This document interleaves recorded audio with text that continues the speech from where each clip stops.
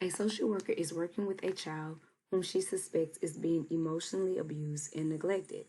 After discussing her concerns with her supervisor, the supervisor does not agree with the social worker and advises her to just monitor the situation for a while before deciding whether to make a report to the Child Protection Agency. What should the social worker do? Okay, being that should is in all caps here, we are definitely going to focus on ethics. And so now we're going to come in the STEM and try to figure out what is the most pressing presenting problem that is going on. Well, we know that the fact that this social worker suspects a child being emotionally abused is definitely part of the presenting problem. It tells us that she discussed her concerns with the supervisor already. However, the supervisor does not agree with her and gives her the instructions to just monitor the situation for a while. So here we have a social worker suspecting that a client is being emotionally abused and neglected, and it is a child. And so we are trying to figure out what is the most ethical thing to do in regards to the advice that the supervisor gave the social worker. So should the social worker make an anonymous report to the Child Protection Agency? She can definitely do that. So we're going to pause that. Should the social worker contact the Child Protection Agency immediately while informing the supervisor of the need to do so? She should probably also do that as well. So let's continue. We're going to pause those two.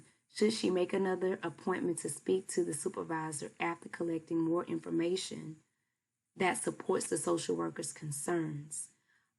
Here, I think because we are focusing on ethics, making another appointment to speak with the supervisor at a later date after she collects more information, this still leaves the child at risk. So I definitely do not want to take that type of time, especially being that she suspects the abuse, okay?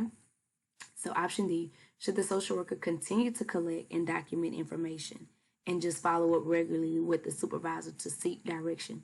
Again, C and D are kind of one and the same almost. We are still leaving this child at risk of continuous abuse. So these are definitely not the most ethical things that we want to do.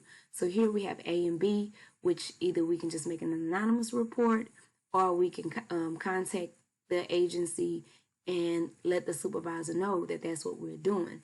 Usually when you have two answers that almost directly contradict each other, you can almost always eliminate the other two because it's going to be one of those. So you just have to figure out which one is the best answer for what the presenting problem is, as well as what the STEM is asking of you. So in this case, we're focusing on ethics, and the presenting problem is that, the social worker suspects this child is being emotionally abused and neglected. And we know that in the Code of Ethics that any suspicion of abuse or neglect should always be reported out the gate.